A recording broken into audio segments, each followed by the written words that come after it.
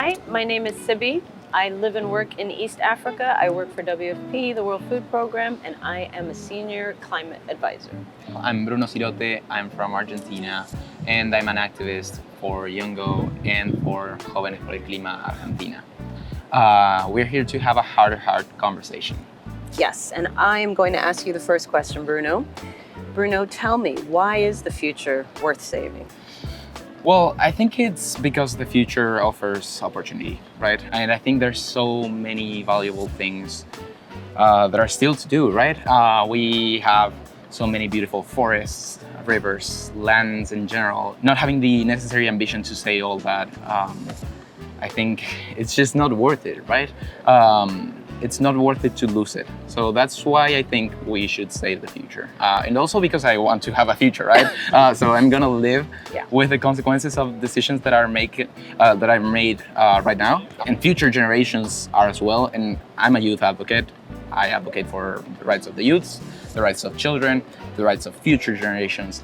And it is my duty, it's our collective duty to actually save this world for everyone who's to come.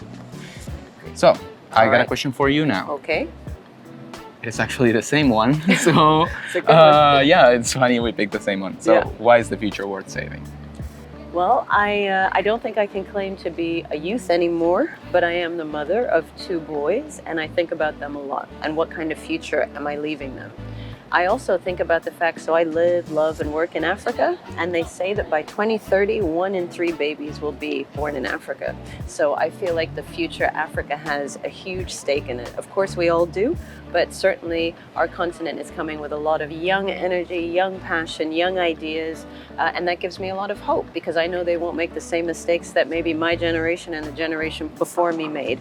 I also am a deep lover of nature, and this is such a beautiful world, and I think it's worth fighting for. And we have so many tools and so many people like yourself and myself who will not let it go, but I do think we're going to have to fight for it, and I'm ready to do that. All right, so my turn. Well, all that passion now, but what was your climate spark? I've always been interested in not just climate, but like in general conservation and like environmental matters. But what really got me into this is, I think, injustice, right? So seeing how people suffer, seeing the inequalities that exist within my society. I come from a country that's very unequal. Latin America is one of the most unequal regions in the world.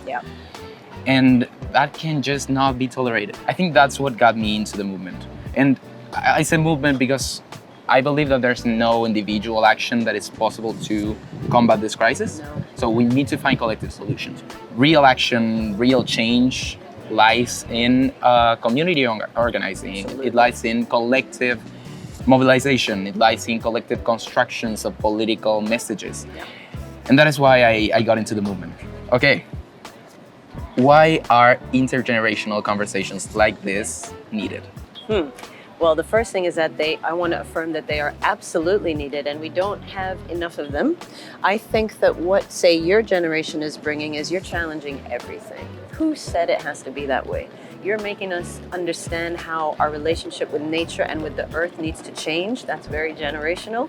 We don't need to dominate nature. We need to work together with nature. The passion, the hope, the refusal to accept the inequality, the destruction of our earth, that's very specific to your generation. The fury with which you're attacking the issue.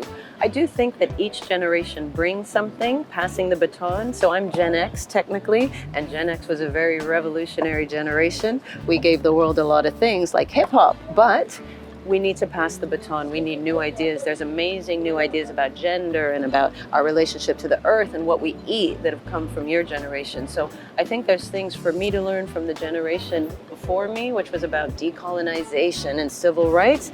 I think my generation, we're not completely done yet, but we're really looking to your generation to keep us energized and help us come up with new concept of what life can be on this earth, how we can live together, how we can relate to the earth. That is from your generation, and I'm so proud of you guys, and you energize me every day. Thank you so much. If I could add a little bit to that, I also think it's so important because we need to understand each other's necessities, right? You have the power right now. We have the will to change it all. That's right. But if we don't work together, if you don't understand what we want, if you don't understand what we need, actually, so those changes that we do need, Yeah. they are not going to be realized, right? And Yeah. so that's why I think also these conversations are so important. And it's new, right? It's Right. new. It's our generation is like, wait a minute, these younger people, we need them at the table. That was not the case. We were not invited when we were young to the table, though we tried to push our way in. So I feel like there's a new relationship between the generations, like a new solidarity, out with the old and in with the new. Okay, so we've had this conversation, Bruno.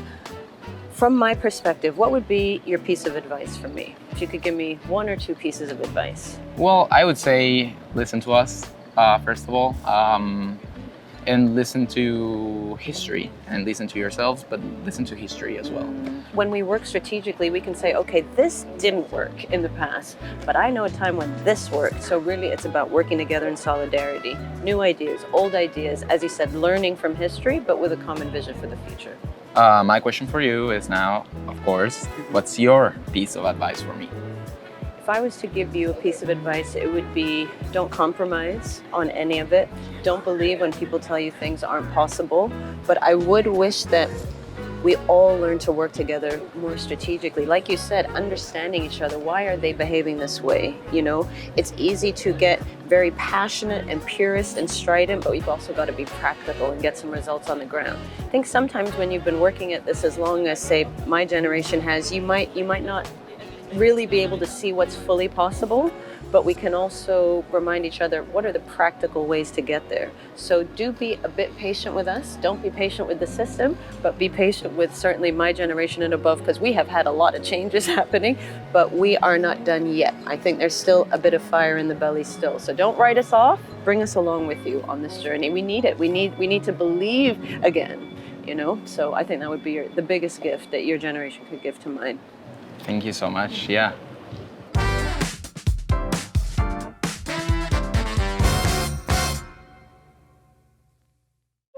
I'm like, oh my God, I was Amazing. gonna weep on camera. Oh, I Like, loved Sydney, it. you will not cry on this camera. It's a heart to heart, but not that kind.